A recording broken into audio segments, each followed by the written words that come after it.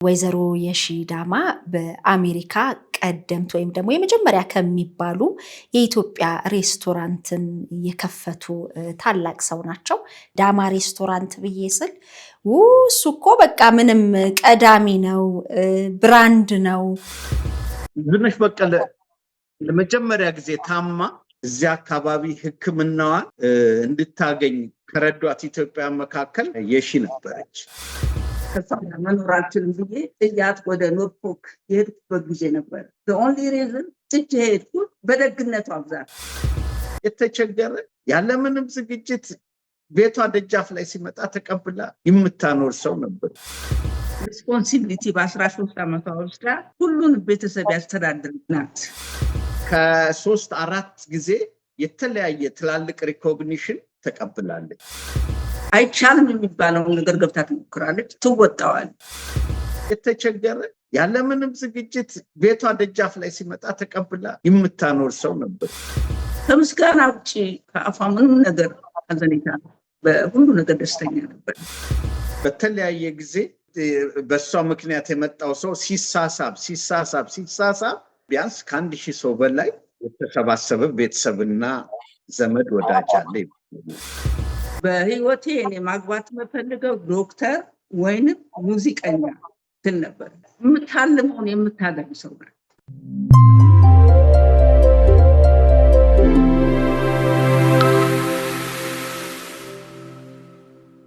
ጤና ይስጥልን፣ እንደምን ዋላችሁ?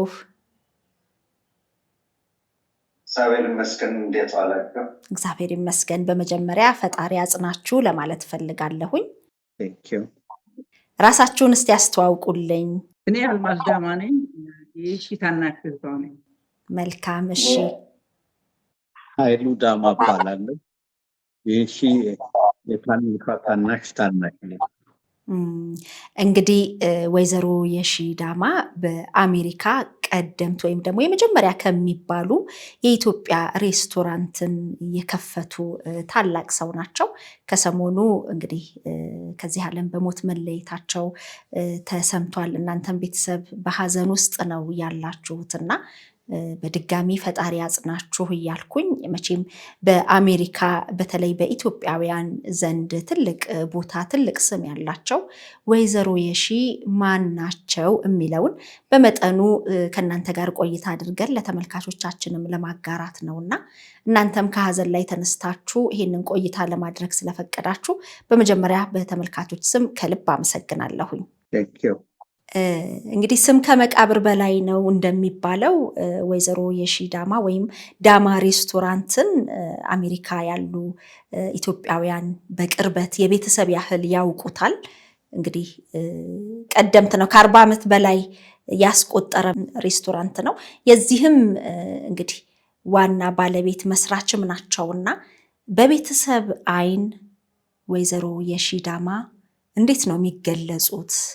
ስለ ማንነታቸው፣ ስለ ስራቸው፣ ስብዕናቸውስ እንዴት አይነት ነበር?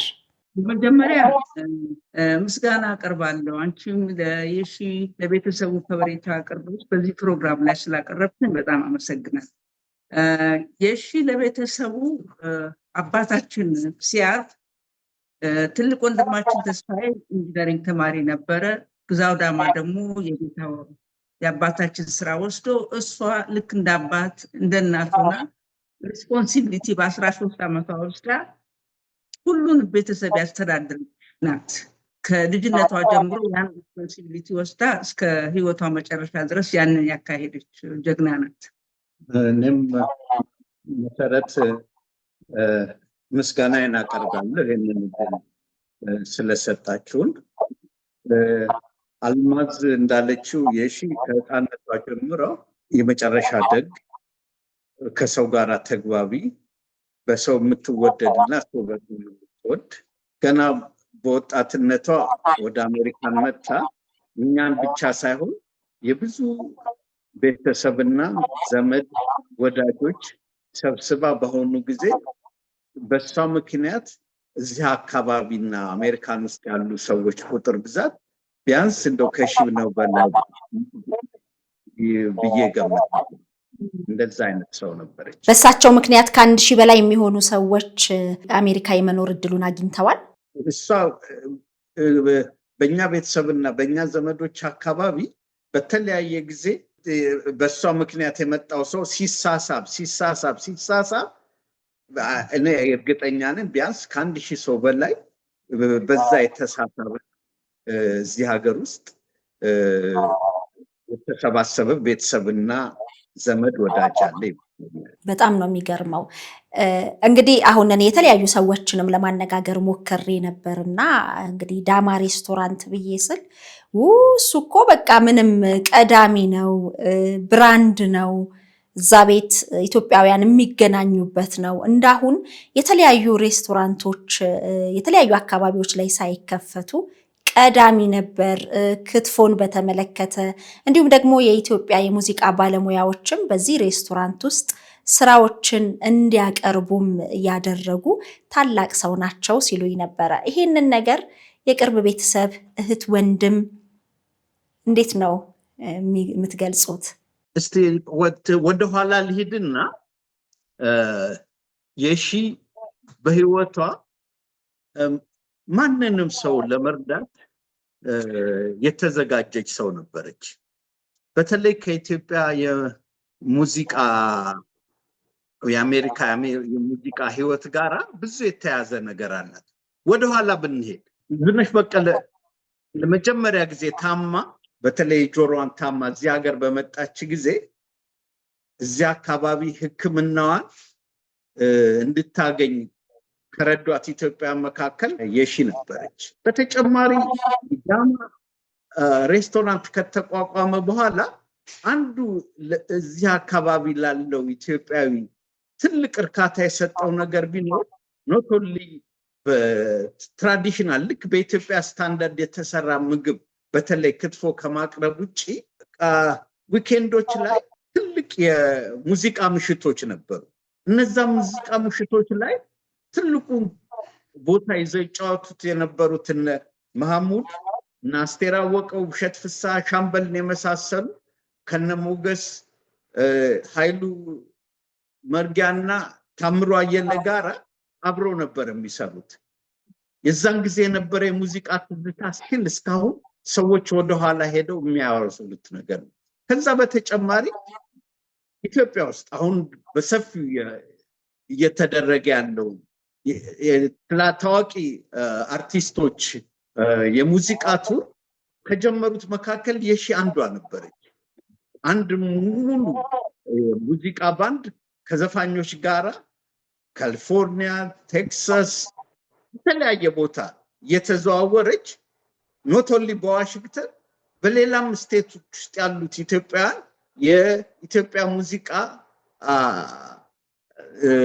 ስሜታቸው በደንብ እንዲወጡ አድርጋለች ብዬ ገምታለሁ። እና በዚህ መንገድ ስትመለከቻት ፈርቀዳጅ ነበረች።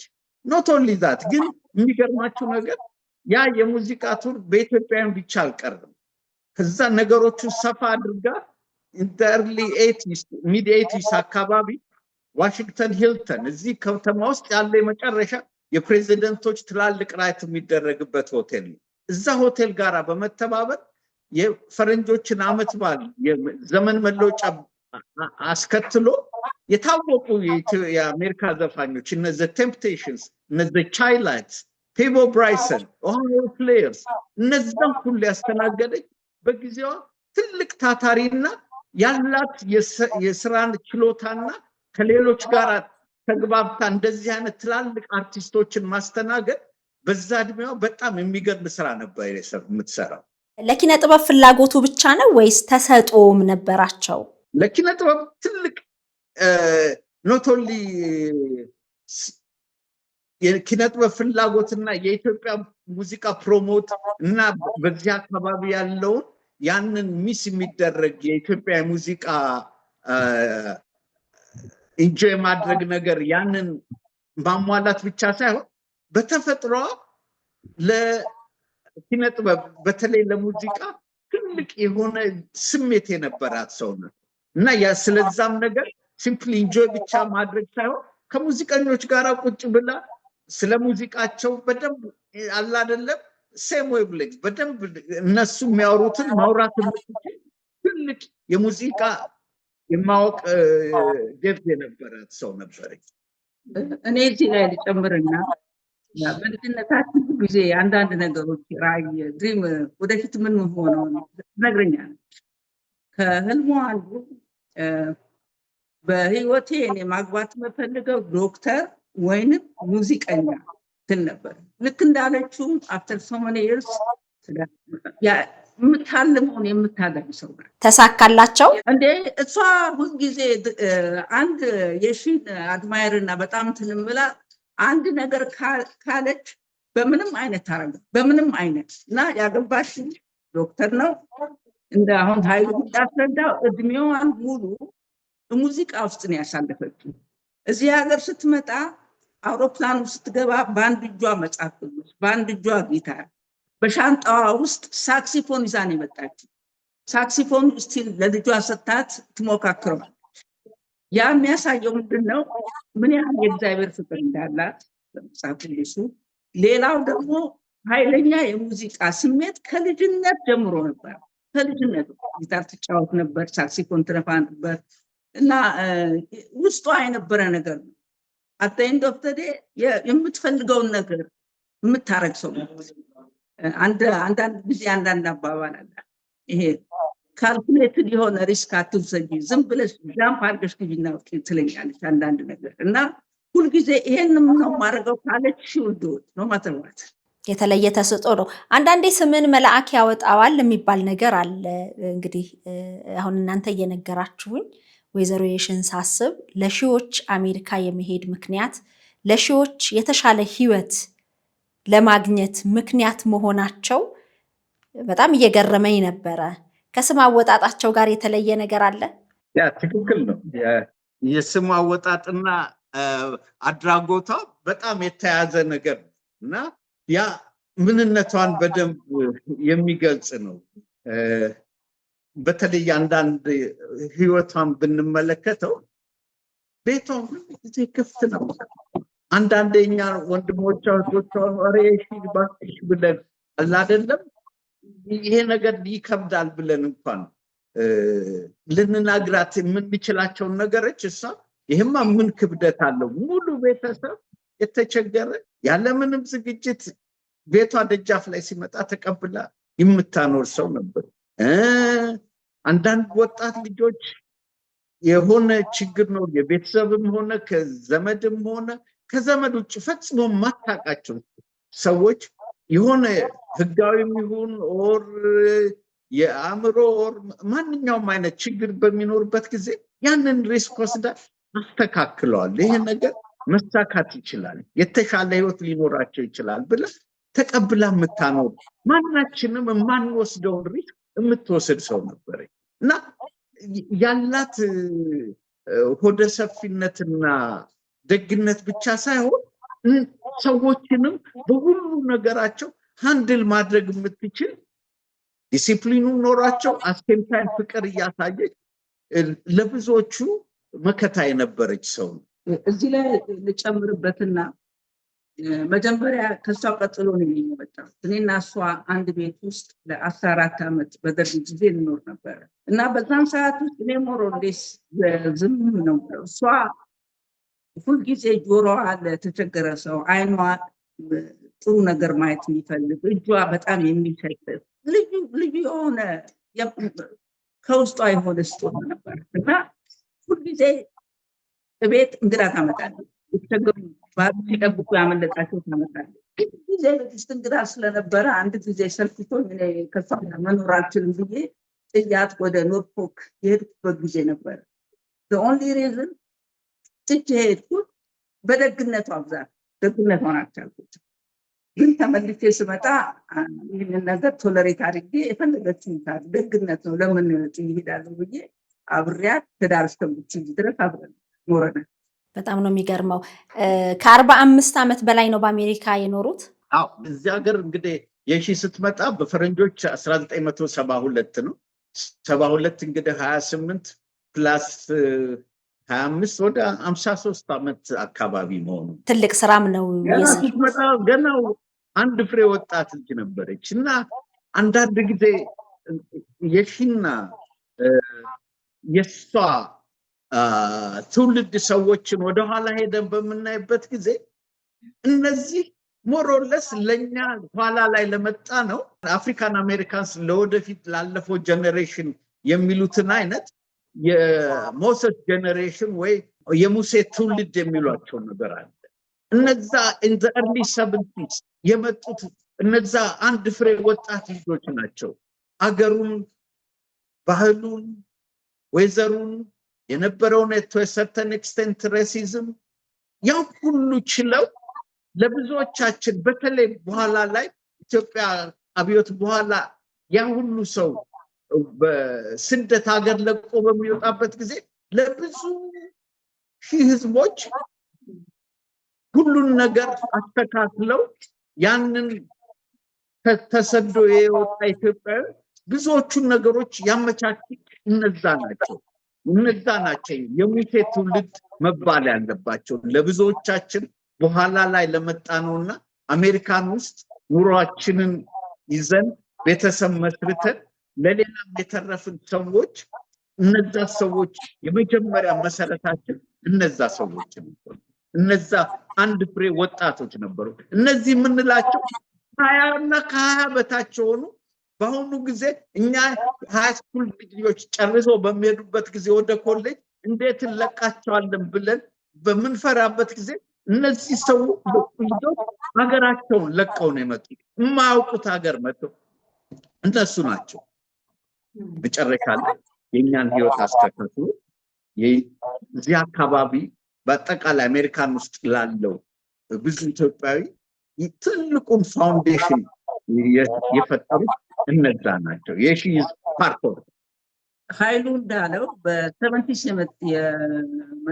ኢንክሉዲንግ ማይሰልፍ የመጣ ነው። ብዙ ሳክሪፋይስ አድርገናል።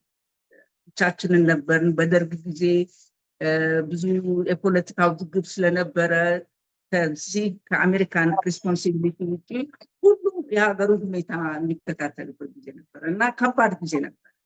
እዚህ ላይ ስለ ሺ ሊጨምር የምፈልገው በጣም አድቬንቸረስ ናት። አዲስ ነገር ሁልጊዜ መሞከር ትፈልጋለች። እዚህ ሀገር ስትመጣ በአስገርነት ማግኘት ትልቅ ነገር ነው። ብዙ ትናንት የሬስቶራንት ስራዎች ነበር የሚሰራው። እሷ ከባስበርነት ነው አሁን ዌይትረስ ነው የምሆነው። እሺ ከዛ ማኔጀር ነው የምሆነው። እሺ አሁን እኔ ማኔጀር መሆንም አልፈልግም፣ የራሴ ማኔጀር መሆን ነው የምፈልገው ብላለችኝ። እንዴት አድርገሽ ነው የምትሆኚው አልኳት። ግን አንድ ምን መሰለሽ ታክሲ መንዳት ጀምር የተሻለ ገንዘብ እናገኛለን። ቨርጂኒያ ሄደን ጥሩ ኑሮ መኖር እንጀምራለን። እኔ በፈለኩበት ሰዓት ገባለሁ፣ ወጣለሁ፣ ተማሪ ቤት እሄዳለሁ። ያን ፍሪደም ነው የምፈልገው። ሞክሬዋል።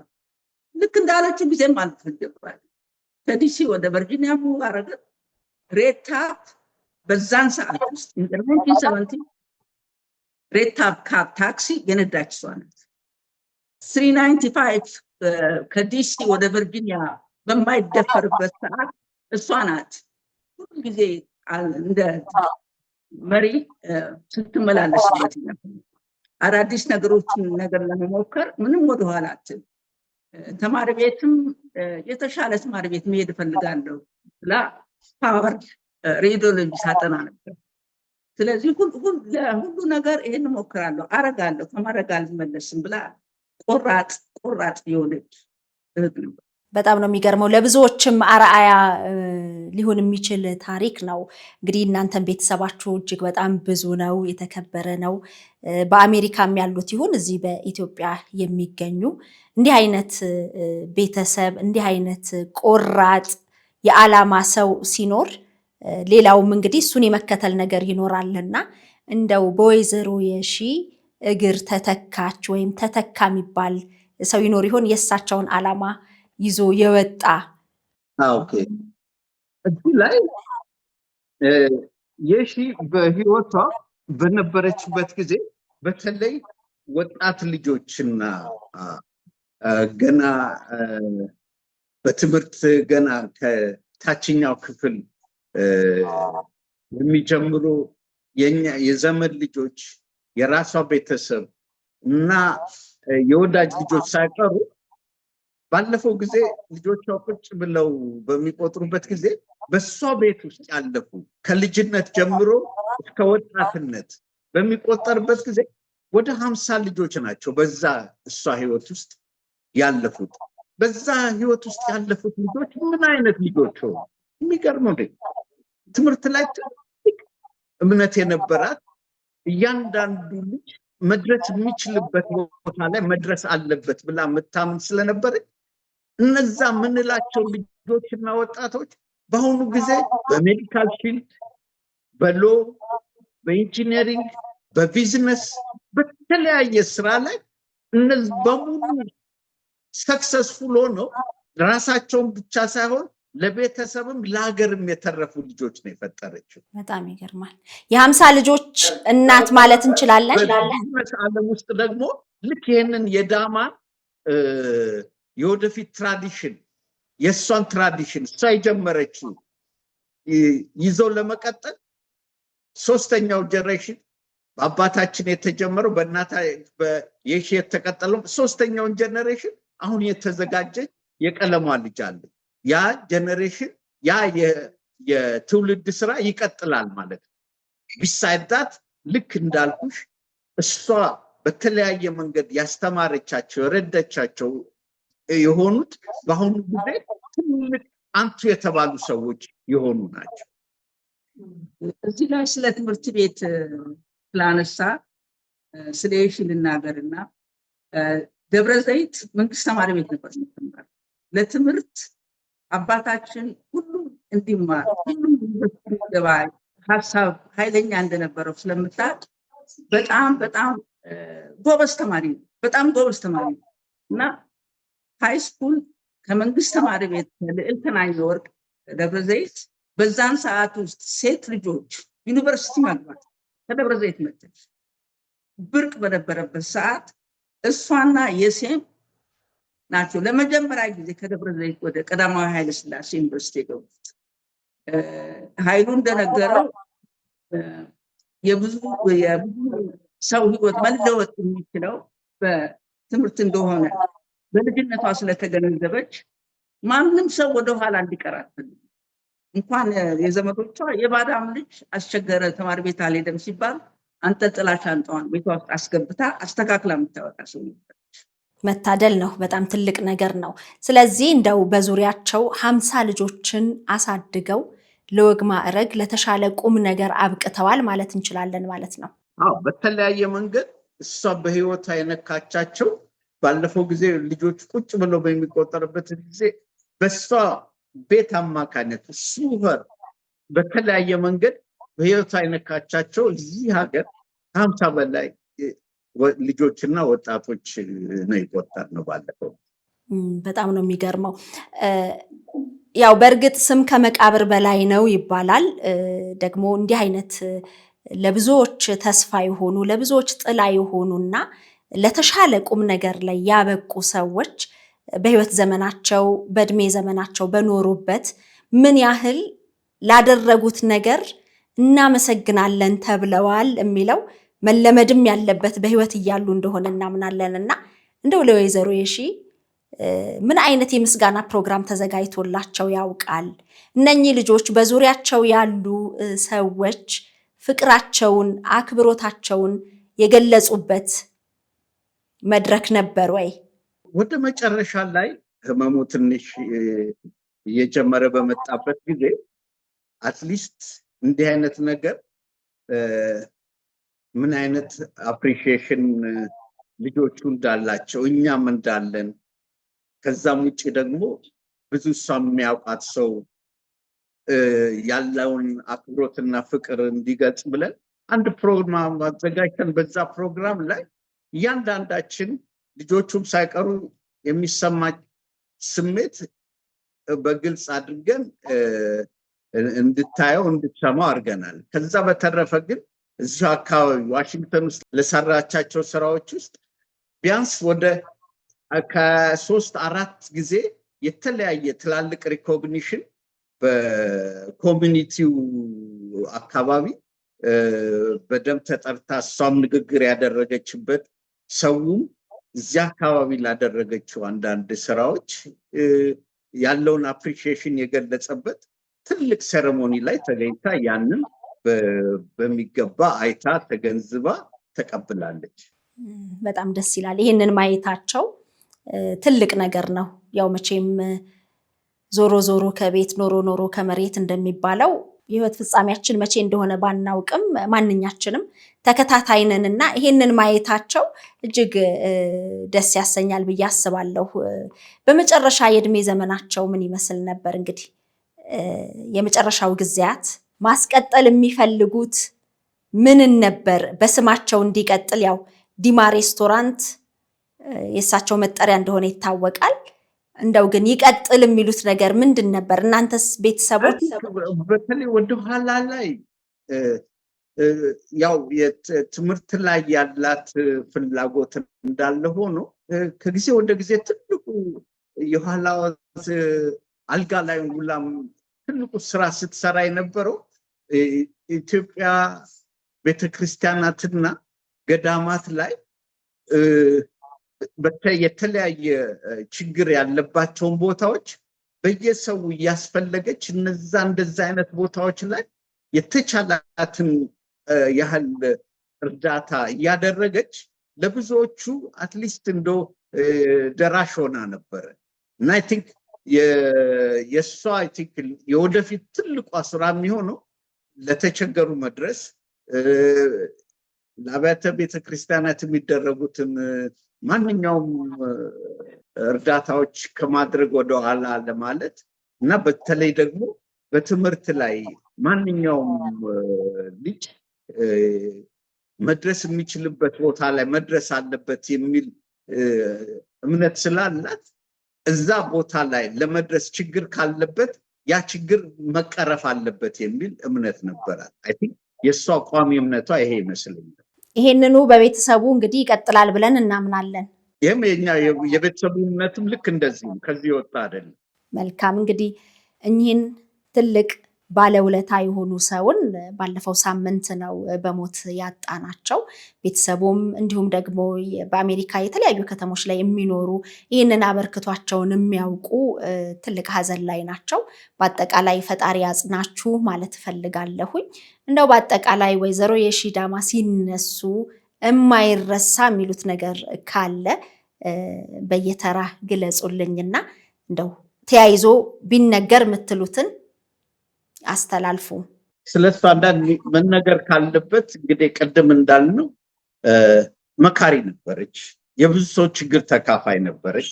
በዛ ላይ ደግሞ በጣም የሚገርም አይነት የተለየ የማሰብ ችሎታ፣ ትልቅ ጭንቅላት የነበረት ሰው ናት። በተለይ በሜዲሲን በህግና ቢዝነስ አካባቢ በራሷ ብዙ የተማረች ስለሆነች ለብዙዎቹ ብዙ እርዳታና ብዙ ምክር ትሰጥ የነበረች ሰው ናት።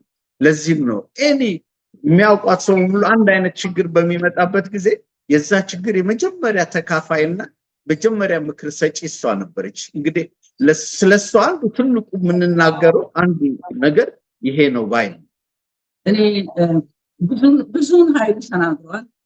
ሞሮሊስ ፐርሰናል ያየኋቸውን ነገር መናገር ፈቀደልኝ።